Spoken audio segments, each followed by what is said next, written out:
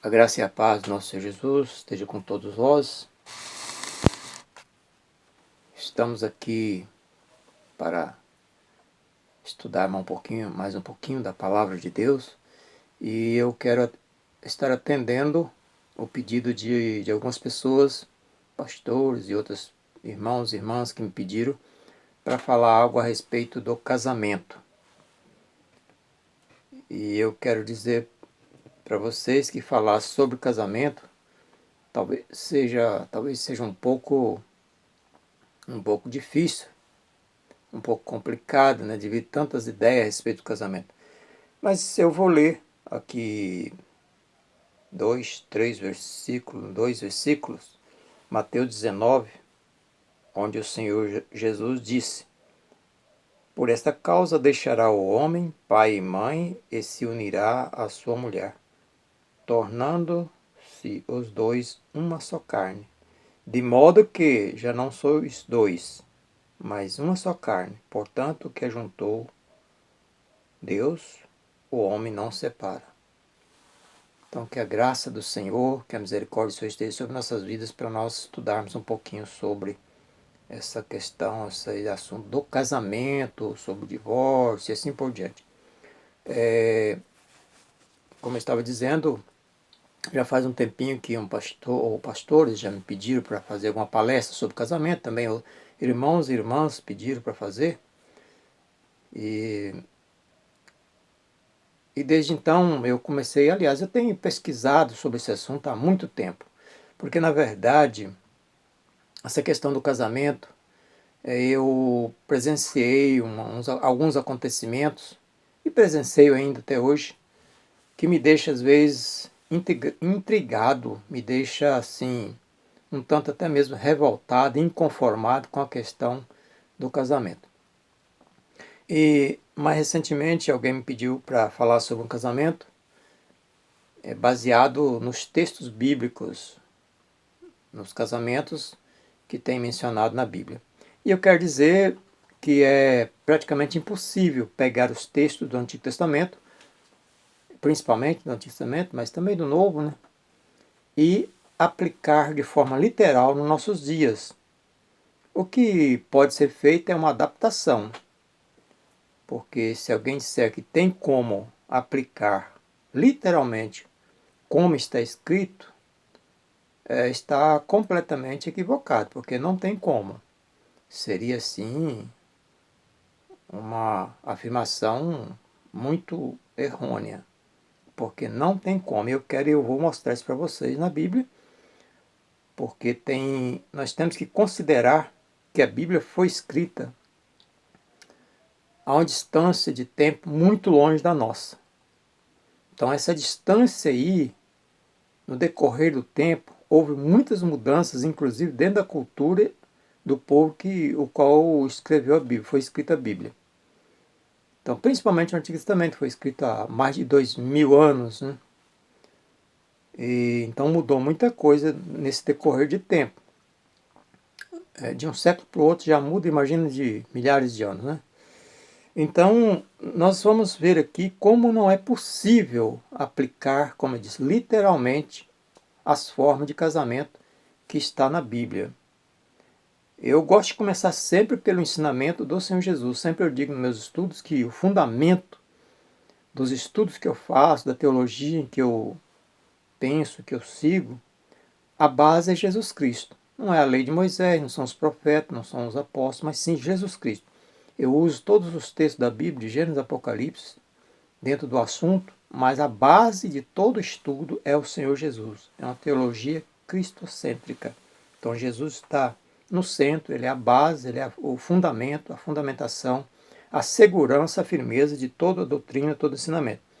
Porque o que nós vemos, muitas doutrinas humanas, muitas doutrinas de homens sendo ensinadas. Esses dias mesmo eu estava ouvindo uma palestra e eu vi que realmente aquele palestrante ele estava falando assim, mas usando a Bíblia, mas dando mais ênfase na tradição da sua denominação do que daquilo que o Senhor Jesus ensinou. Eu li, inclusive, um versículo aqui, que é o que Jesus ensinou sobre casamento, porque na verdade não existe uma doutrina, um mandamento específico, uma lei, uma ordem específica explicando cada passo do casamento é exclusivamente para o casamento. Não existe uma doutrina para isso. Pelo menos eu não encontrei na Bíblia, em lugar nenhum, que tenha essa especificamente uma doutrina única, um conceito único para o casamento. Tem vários acontecimentos dentro da Bíblia, e cada um diferente do outro, várias formas. Mas eu tive acesso a aproximadamente uns 50 livros, quase 50 livros, que falam sobre casamento, sobre divórcio, sobre família. Eu ouvi várias palestras, vários estudos de pastores e palestrantes falando sobre essa questão do relacionamento conjugal. Mas o que Jesus falou é que o homem deixa a casa do pai e vai se unir à mulher, e tornando assim uma só carne, de modo que não já são dois, porém uma só carne. E o que Deus ajuntou, o homem não separa. Nós vamos falar sobre esse versículo aqui em um ponto específico, só talvez para essa questão aqui desse versículo. Mas eu quero continuar, como eu estava dizendo, a respeito das considerações que nós temos que ver a respeito da Bíblia, indicando a afirmação de que não temos como aplicar literalmente a questão dos casamentos da forma que está escrito lá nos textos bíblicos. Por exemplo, como já falei, a questão do tempo em que foi escrito. O idioma, a língua em que foi escrito. Sabemos que o Antigo Testamento, principalmente, foi escrito no idioma hebraico, com poucos versículos escritos em aramaico, mas, quer dizer, depois foi traduzido para o grego, do grego para outras línguas, mas a princípio o original foi em hebraico. E nós sabemos que a língua hebraica é cheia de códigos, cheia de significados que nós dificilmente vamos entender. Então, assim, nós temos que levar isso em consideração. Porque cada linguagem, cada idioma tem uma significação, um significado para aquilo que está sendo dito. Então temos que levar em consideração isso. O aspecto cultural. Qual era a cultura daquele tempo, daquele povo? Não é a mesma do nosso, do Brasil, por exemplo. Não é a mesma. Então eu tenho que levar isso em consideração. A questão cultural, o aspecto cultural. Os costumes da época também, tem que olhar, às vezes não é bem uma cultura, mas um costume. Além da cultura, tem os costumes, as suas particularidades. Temos também as questões, e nós vamos sim depois detalhar um pouquinho, mostrar alguns versículos. Hoje eu só estou fazendo uma introdução rápida, assim, das questões, mas depois nós vamos sim aprofundar um pouquinho mais em cada assunto desse, certo? Nós vamos aprofundar um pouquinho mais em cada assunto. Temos também os aspectos da questão econômica, política e social. Porque o casamento naquela época, principalmente hoje não deixa de ser, mas naquela época era muito a questão econômica, política e social dentro daquela cultura. E eu estudei não só o casamento dentro da cultura hebraica dos hebreus, mas eu estudei o casamento da cultura egípcia, cultura grega, cultura romana, a cultura babilônica na Mesopotâmia. Eu estudei esses aspectos culturais do casamento em si, dentro dessas culturas. Não só do contexto bíblico, mas para ter, que era o povo da época também.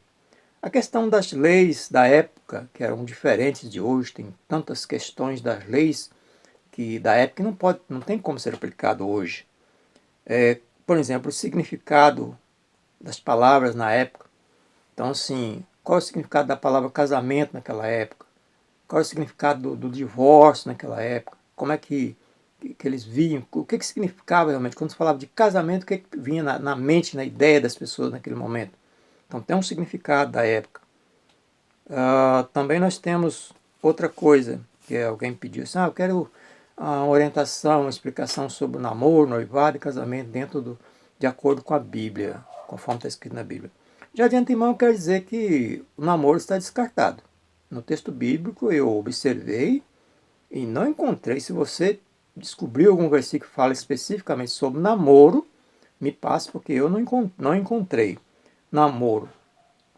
Por exemplo, hoje nós vemos o rapaz e a moça namoram 1 ano, 2 anos, 3 anos, 4 anos, 5 anos, e às vezes depois ainda acaba desistindo do casamento. Então naquela época não existiam essas questões de namoro como o namoro de hoje. Isso aí está descartado, não tem base bíblica.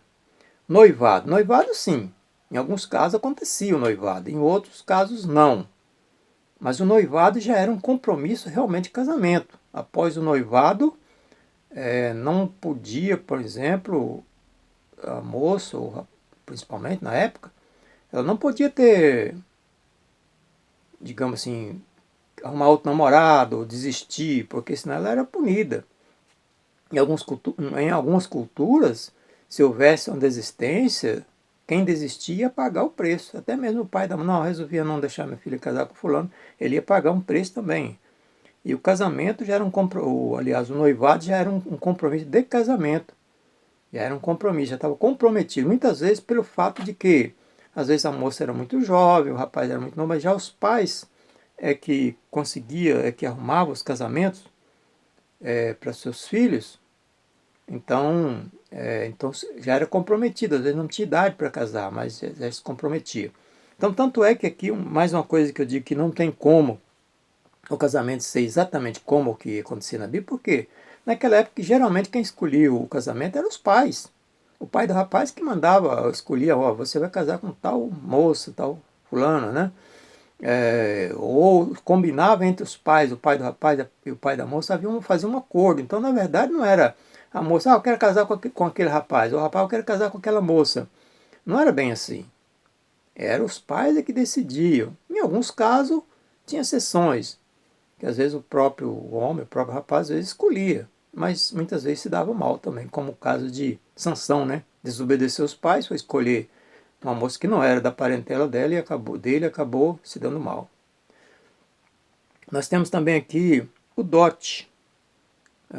Hoje não existe essa questão de dote, pelo menos na nossa cultura. Ou seja, praticamente a moça, a filha, era vendida para o pai do rapaz, para a família do rapaz. Era praticamente vendida. Era um dote, um acordo que se fazia, que pagava em ouro, em prata ou outros tipos de valores, de objetos, animais, que era passado do pai do rapaz ou o rapaz para o pai da moça, além dos presentes. Então hoje não se tem isso, então não tem como ter essa base também, aplicar essa forma no nosso casamento de hoje. Nós temos também outra coisa aqui bastante assim confuso, intrigante, é que naquela época do Antigo Testamento, não estou dizendo que Deus aprovava isso, mas em certo ponto até a gente pode ver, se a gente observar bem mesmo, parece que tem uma aprovação sim, né? Por exemplo, um homem poderia ter mais de uma mulher? Hoje? Será que pode? Então como é que eu vou pegar o texto assim, a menos que eu fico repicando a Bíblia, né? Retalhando, esse eu vou usar, esse não. Se é a Bíblia, como diz, a Bíblia é a palavra de Deus, tudo tem que ser obedecido. Não, não é bem assim. Nós temos que ter coerência, temos que ter bom senso, tem que ter sabedoria, orientação do próprio Espírito Santo de Deus para que nós não façamos besteira na hora de usar os textos bíblicos. Então, assim, um homem poderia ter mais de uma mulher naquela cultura tranquilamente, sem nenhum problema. Não tinha problema, não tinha negócio de briga entre um, inclusive não tinha esse negócio de briga entre um e a outra. Em alguns casos poderia ter um certo ciúme, mas não existia essa questão de... não era coisa escondida. Era uma coisa da cultura da época, era aceito. E hoje é aceito, eu pergunto? Nossa cultura aceita isso hoje? Claro que não. Então, como é que eu vou pegar esse texto e vou aplicar hoje? Mas fazia parte do casamento. Fazia parte do casamento. Então, quem disser que não conhece a Bíblia. Porque ele está lá. Quantos e quantos homens está lá? Tinha 2 mulheres, 3 mulheres, 4 mulheres. Inclusive o rei Davi, quando ele pecou, aí sim, se ele pegasse uma mulher que já era de outra, aí sim, ele era reprovado. Mas quando ele pecou lá, que ele pegou a mulher que era de outro lá, e se tomou para si, então mandou matar o marido dela, o profeta foi e falou, olha, falou em nome de Deus, olha, você já tem tantas mulheres. Ele tinha várias mulheres. E ainda disse, se você precisasse de mais, eu te daria. Quer dizer, o profeta está falando como se Deus falando através do profeta. Se você precisasse de mais, eu daria. Então, quer dizer, uma certa aprovação. Hoje não tem essa aprovação. A lei do levirato. A lei do levirato, como é que eu vou aplicar hoje? Fazia parte da lei do casamento daquela época. O levirato, depois também eu vou explicar o que é isso. Eu vou só dar só um resumo. Um resumo agora. O levirato era como quando um rapaz casava e morria antes de ter filho, casava e morria sem deixar filho, o irmão dele tinha a obrigação de casar com a viúva. Não era questão de interesse, de paixão, de amor, esse negócio. Era uma obrigação. E quando o irmão casava com a viúva, o cunhado dela, no caso, o primeiro filho era como se fosse filho do irmão falecido, para deixar a sequência da família, né? A descendência. Então essa lei de levirado, depois eu falo um pouco mais. A questão do divórcio. A questão do divórcio também fazia parte da questão da relação conjugal, né? Do compromisso conjugal. E que o divórcio daquela época não tem nada a ver com os divórcios de hoje. Nada a ver com os divórcios de hoje. Então as pessoas às vezes confundem muito. Pega lá o divórcio e acha que é a mesma coisa do divórcio de hoje. Não, lá tinha uma outra finalidade totalmente diferente da de hoje. Totalmente. Depois eu vou falar sobre o divórcio. A questão do adultério também, que faz parte ali entre família e casamento, questões assim. Também a questão do divórcio, aliás, do adultério, era diferente de hoje. Então depois vamos falar também um pouquinho sobre o divórcio, que uma mulher aliás, do adultério, a questão do adultério, se uma mulher que adulterasse, ela seria apedrejada. Apedrejada mesmo, até morrer. E a pessoa com quem ela tinha adulterado. Então hoje já faz isso? Já imaginou se fosse apedrejar todas as mulheres que adulterasse hoje? Me diga aí.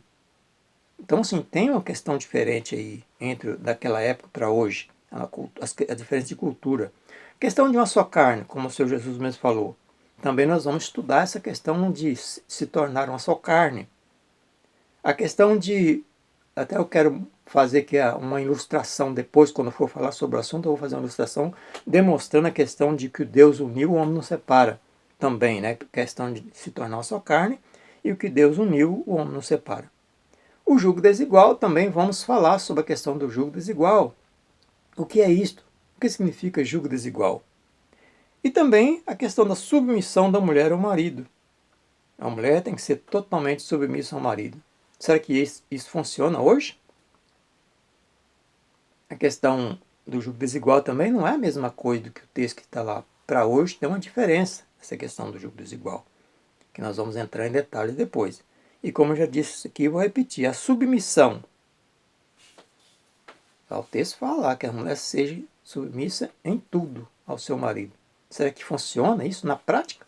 Às vezes as pessoas faz um sermão, uma palestra tão linda, tão bonita, falando sobre isso, sobre submissão, sobre o amor do marido para a mulher, com relação ao mesmo texto que fala da submissão da mulher, fala também do homem amar sua esposa como Cristo amou a igreja. Será que encontramos isso hoje? Na realidade, na prática. O discurso é muito bonito, é muito belo. Mas na prática, será que a gente vê isso mesmo? Eu conheço poucos casais, pouquíssimos mesmo, que acontece isso aí.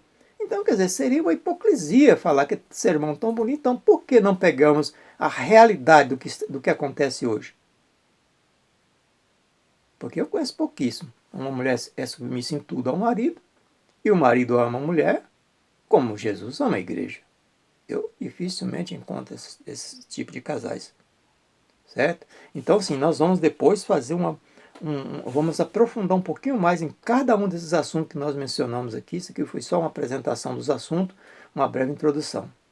Tá bom? Então, no próximo estudo, nós estaremos entrando em detalhes sobre cada assunto desse. Nós vamos falar um pouquinho, serão vários estudos, né, para não prolongar muito o estudo. Então, que Deus os abençoe.